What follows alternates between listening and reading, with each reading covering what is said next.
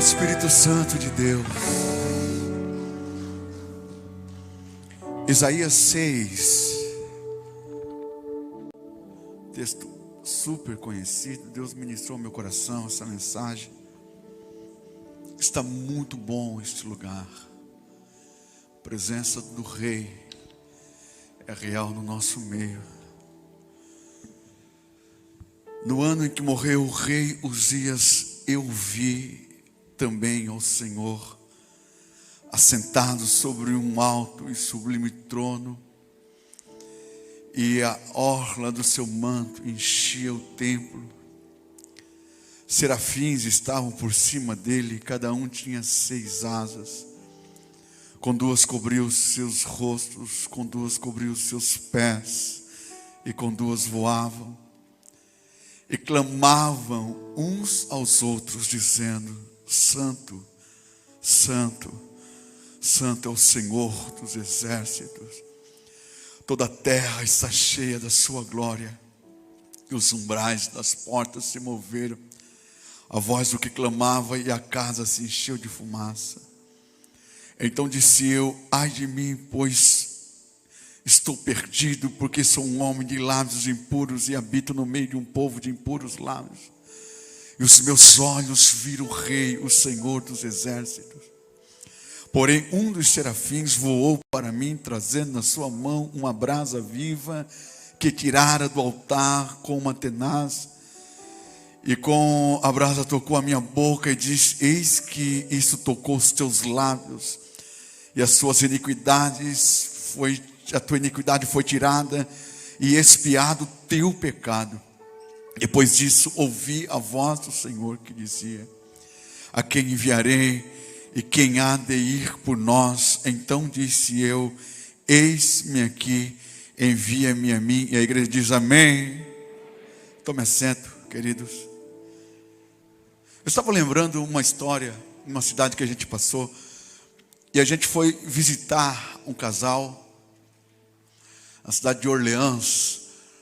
E aquela senhora que nos recebeu, ela era uma professora, e ela trazia uma marca, uma cegueira, um problema visual que era traumático. E ela tinha um câncer, e num processo cirúrgico que foi retirado esse câncer, ela ficou com essa sequela e nunca mais enxergou. E ela disse assim para mim: missionário, depois que eu perdi a minha visão, eu comecei a enxergar melhor. Pô, mas que coisa louca é isso? A mulher fica cega e enxerga melhor?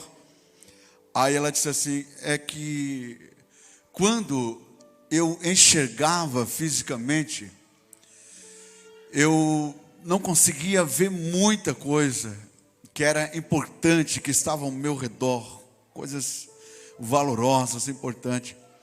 Depois que eu perdi a minha visão, eu comecei a enxergar o valor da vida, a importância. Ou seja, aquela cegueira foi um marco histórico na vida daquela mulher. No momento que ela perdeu a sua visão, aquela doença foi uma marca. E se a gente for observar, todos nós que estamos aqui, todos, desde mais idades, jovens, todos nós temos uma cicatriz que a gente carrega com a gente. É um tombo de bicicleta, é aquele pé de laranja que a gente foi subir, caiu, alguma coisa aconteceu e ficou aquela marca. É um marco histórico. Queridos, o que é um marco histórico? Eu coloquei aqui um acontecimento geralmente ruim. Geralmente não é bom esse marco histórico, que marca a história de uma pessoa, de uma nação, que marcou a história de alguém. Agora observe que um marco histórico geralmente tem uma característica muito peculiar. Sempre vem acompanhado por um tempo de mudança, por um tempo novo, um tempo de transformação. Geralmente é um tempo de transição. Quando o texto esse texto aqui, que fala do encontro que Isaías teve com Deus. O início desse texto vai dizer que no ano em que morreu o rei Uzias. Não é por acaso que essa expressão está logo no início desse texto. No ano, olha só, vai falar de morte, de luto, de algo ruim. Ou seja, mas ficou cravada, marcada na história de Isaías, a ponto dele não se esquecer. No ano em que morreu o rei Uzias, eu vi o Senhor. Agora, qual a relação que existia entre Isaías e entre o rei Uzias? Irmãos, tudo a ver. Tudo a ver. Quem foi Uzias? Rei de Judá. Só para a gente sintetizar aqui, a história de Uzias teve duas etapas, uma top e uma não tão legal. Primeiramente, ele fez o que era reto aos olhos do Senhor. E Deus fez esse cara prosperar. Uzias foi um cara muito próspero. Depois de Salomão, ele foi o cara. Cresceu muito o reino de Israel no tempo de Uzias, em todos os sentidos, porque Deus fez ele prosperar. Nas construções civis, na agricultura e também na guerra, no exército.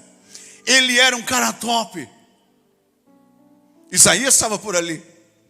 Mas presta atenção no detalhe. A segunda etapa, lá em 2 Crônicas, capítulo 26, versículo 16, vai dizendo assim: mais havendo se fortificado, exaltou o seu coração, até se corromper. E ele entrou no templo para queimar incenso. E ele foi reprovado por Deus. O cara ficou soberbo. O cara se achou, sabe, não tem mais espaço para mim, eu sou o melhor aqui nesse negócio, o melhor rei. E ele foi se meter exatamente aonde que ele jamais deveria se envolver. Foi queimar incenso e Deus reprova ele. E agora o cara que era top, o cara que era demais, que todo mundo se prostrava para Uzias, agora ele está leproso. E ele morre na miséria, ele morre na desgraça. Agora Isaías, ele tinha uma ligação muito grande com Uzias. Há quem diga que Isaías, ele era conhecido como o profeta do rei, o profeta do palácio. Há quem diga que Uzias, ele era até primo de Isaías. Isaías era primo de Uzias, sabe? Isaías estava muito bem colocado. Estava muito bem, estava num conforto, está tudo muito tranquilo. Até que Uzias morre. Foi um tempo muito difícil para ele. Foi um tempo terrível. Tudo que ele não queria é que Uzias morresse. Isaías presenciou tudo isso, do auge até a lama de Uzias, de um rei nobre até a solidão, de um rei nobre a um pobre homem leproso. Sem contar que enquanto Uzias estava bem, Isaías estava confortável, até que Uzias morre. A nação está de luto nacional, desestabilização total. O maior rei depois de Salomão está morto. Está tudo muito confuso. Você imagina o que passa na cabeça de Isaías agora, irmãos? Até que ele entra no templo. Aleluia. Isaías, ele conhecia um reino humano. Isaías conhecia um reino dos homens. Isaías conhecia um reino temporal. Isaías conhecia um reino corrupto, de um homem que é falível, que hoje ele está bem, mas ele é homem. Uzias era uma espécie de ponto de apoio de Isaías. Mas deixa eu dizer, os reinos humanos passam. Os homens são falíveis. Isaías precisava ter uma experiência com um reino que é eterno, com um reino que é infalível. Ele precisava conhecer a majestade de Deus. Mas enquanto Uzias estava presente na sua vida, não dava.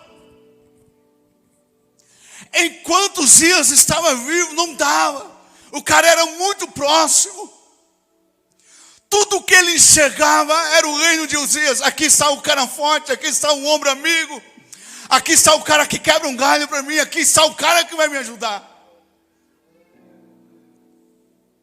Até que algo traumático acontece na vida de Isaías. O cenário é um cenário de crise. E é nesse cenário de incertezas, de medo, que Isaías vai ao templo e tem a sua maior experiência com o Rei da Glória. Por isso que ele vai dizer, no ano que morreu o rei Uzias, eu vi o Senhor. Aleluia. No ano que o cara que eu esperava tudo dele morreu, desapareceu, eu vi Deus. Ou seja, se você for interpretar, ele está querendo dizer assim, ó, enquanto Uzias estava vivo, eu não conseguia ter experiência com Deus. Enquanto os meus olhos olhavam para o reino de um homem, eu não conseguia ver Deus. Enquanto o meu coração esperava promessas humanas, eu não conseguia ver Deus. No ano, olha só.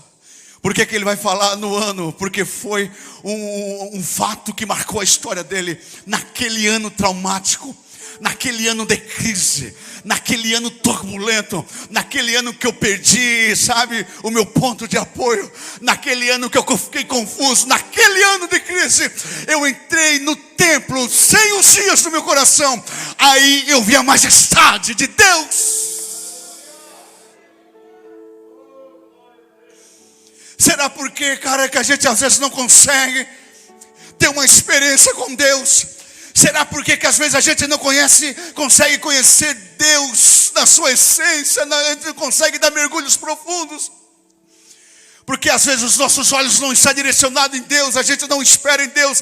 Existe alguma coisa que precisa ser arrancada da nossa vida, que precisa ser tirada. E ele vai dizer, no ano que morreu o rei Uzias, eu vi o Senhor. E no original quer dizer assim, ó, ver claramente. Eu vi Deus face a face. Aleluia. Isaías só conhecia o reino humano, falível e temporal. Mas agora ele está diante do eterno, de um Deus infalível. E agora Deus se revela a ele dentro de uma figura de um monarca, de um rei. Ou seja, Deus está querendo dizer assim, cara, você conhece um rei humano. Você conhece um rei reinado falível que passa, que hoje está em cima, que amanhã é leproso, mas hoje você vai conhecer um reinado verdadeiro. Hoje você vai conhecer a minha majestade. É exatamente isso que o Espírito Santo proporciona para nós nessa noite. Deus quer te revelar para nós essa noite. Aleluia. Ele entra no trono, ou seja, no templo, com muita sede, com muita fome de Deus. Deuteronômio 10:17 vai dizer assim, pois o Senhor, o seu Deus, é o Deus dos deuses e o soberano dos soberanos, o grande Deus, poderoso e temível, que não age com parcialidade e nem aceita suborno. Quando Isaías vê aquela visão, você imagine comigo, todos os dias o cara vai no palácio, pelo menos dá uma espiadinha, e ele olha os dias e diz assim, poxa, está ali o meu futuro, está ali o meu primo, o rei. Poxa vida. Mas agora já faz um tempo que ele nunca mais consegue ver a figura de um rei. Agora você imagina ele entrando no templo e ele vê Deus. Pensa, Rafa, Deus assentado num alto e sublime trono. Ele tem a visão da soberania de Deus. Um Deus que é soberano. Aleluia. Eu coloquei aqui, o Espírito Santo foi ministrando no meu coração. Eu fui colocando aqui, ó, a crise toma conta da nação. Judá está em luto, Uzias está morto, é leproso, Isaías está inseguro sobre o seu futuro. Aonde está Deus? E Deus chega para Isaías e diz assim: eu estou no lugar que eu sempre estive, estou assentado no alto e sublime trono. Porque não existe crise para Deus. Deus não perdeu o controle de nada ainda. Os reinos se abalam, os povos se curvam, os homens se desesperam, e Deus continua no lugar que sempre esteve, assentado num alto sublime trono, porque Deus é soberano, Deus é o Deus todo-poderoso, Deus é um ser supremo. Se você concorda comigo, diga amém. Deus não perdeu o controle de nada. Aleluia. Os homens estão se batendo, irmão. Os homens correm de um lado para o outro, mas Deus continua no mesmo lugar. Ele não perdeu o controle, Ele é soberano. Tudo que Deus quer é que nós venhamos ter uma experiência íntima com Ele e conhecer o seu poder e a autoridade que é no nome desse Deus. Cara, vocês não imaginam o poder que é no nome desse Deus. Eu sempre digo para minha esposa: a gente não conhece Deus, a gente está conhecendo e prosseguindo em conhecer. Mas dia a dia, dia após dia, Deus revela o seu poder para nós, a sua majestade, que Ele está acima de tudo e de todos. Tu és soberano.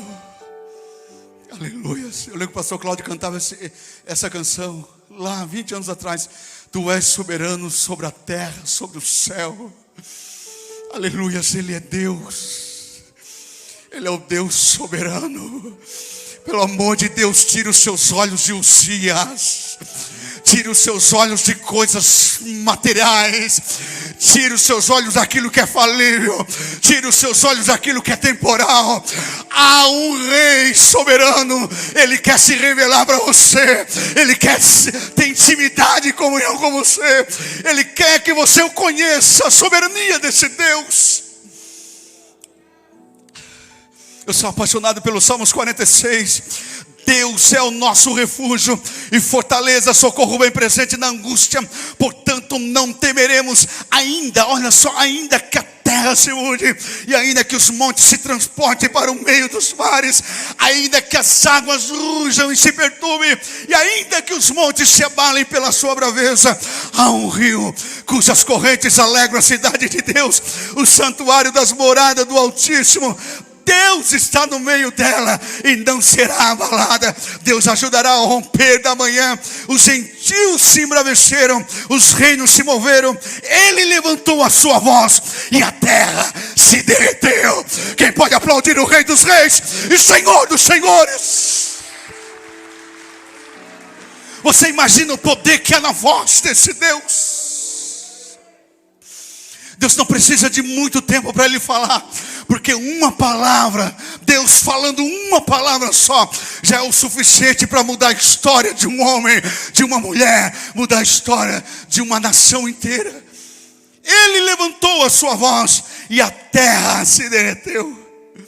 Aleluias. Eu vou correr aqui.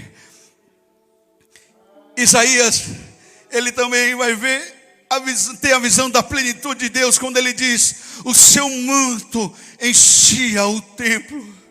Manto aqui fala, mantos longos, lá para os orientais fala de grandeza e majestade. Isaías está diante da plenitude de Deus. Deus não age na parcialidade.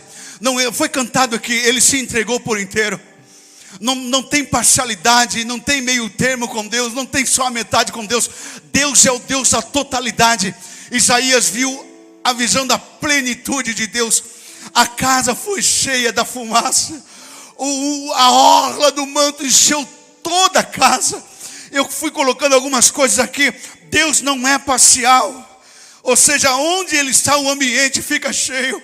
O coração que ele mora é completo. O culto que ele está é dominado pela sua glória. Não tem espaço para glórias humanas, irmãos. Ninguém consegue se promover aonde Deus está. Aleluia. Você sabe por que existem estrelas? Porque o sol não está brilhando em alguns lugares. Porque aonde o sol brilha, não tem espaço para a estrela brilhar.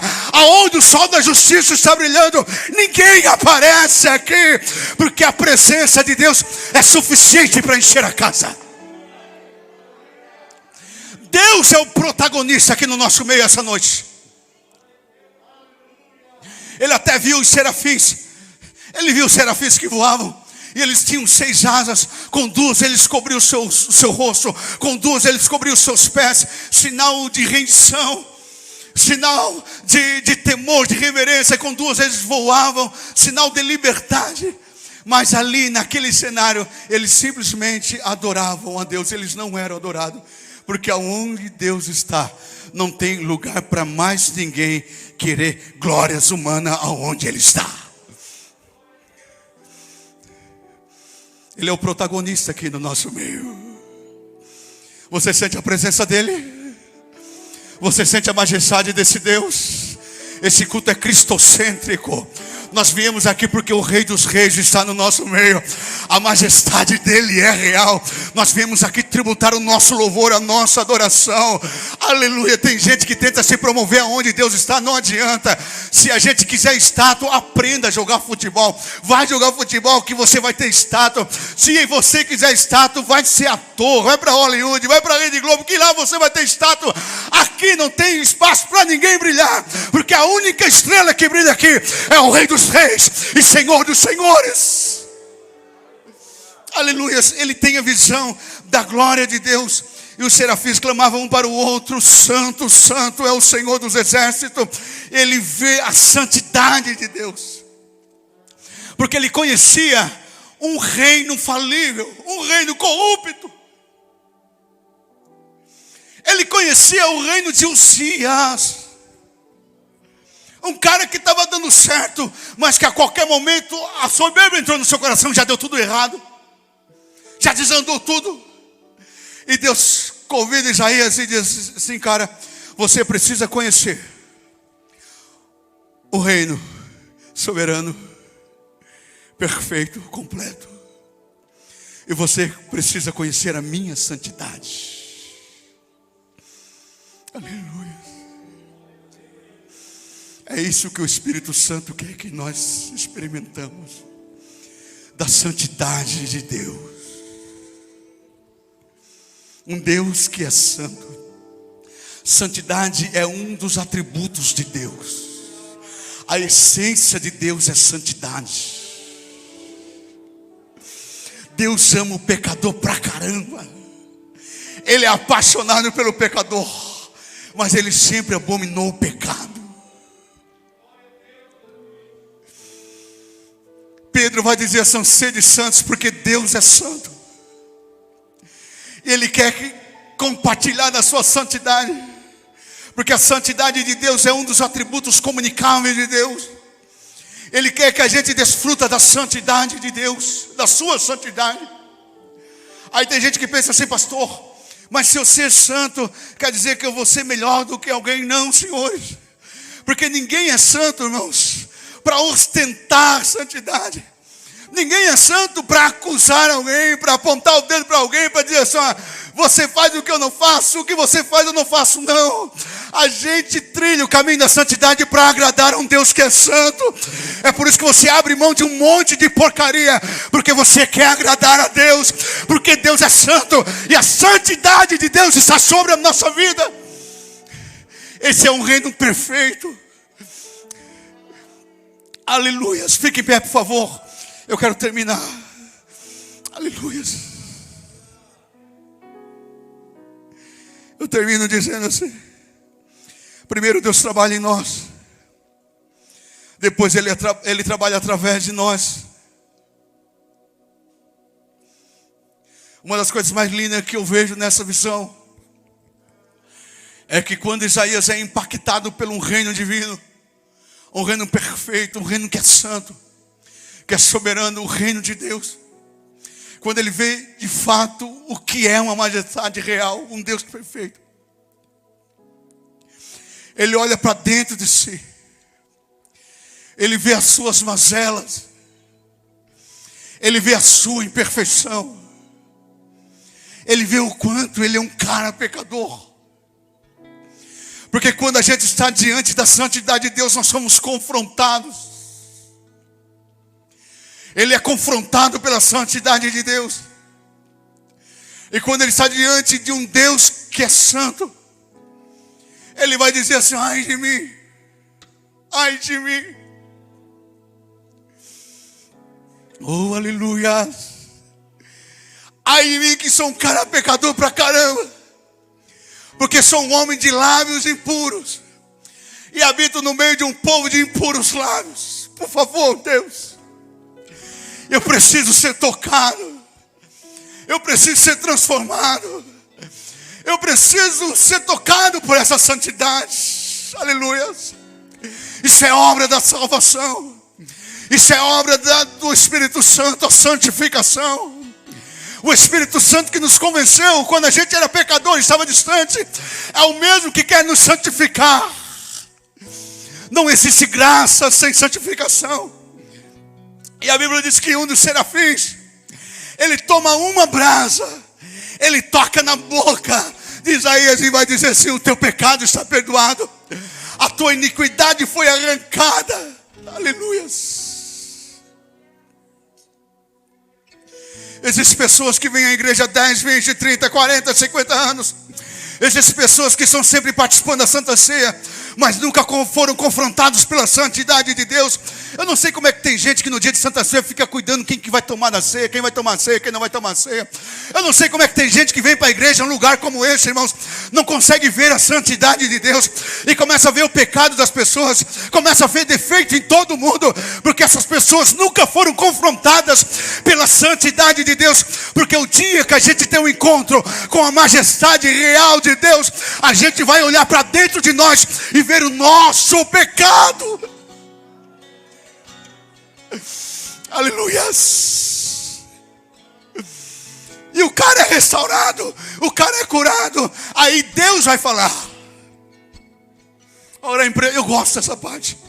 Um Deus tremendo, um Deus santo, um Deus soberano, que conta com um homem, que precisa de homens, que precisa de jovens como vocês, que são imperfeitos, que precisa de homem como eu, que sou incapaz.